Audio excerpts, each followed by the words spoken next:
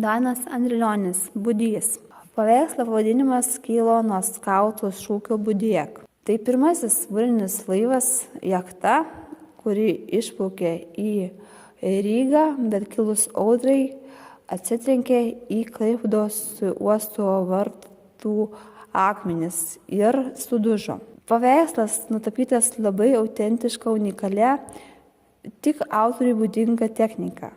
Įsižiūrėjus galima pamatyti netgi Baltijos jūros smėlio kruopelytes. Autoriui buvo labai svarbu Klaipėdos kraštas, jūrinės valstybės momentas, kad mes turime jūrą, turime laivus, turime kuom pasigirti ir esame jūrinė valstybė.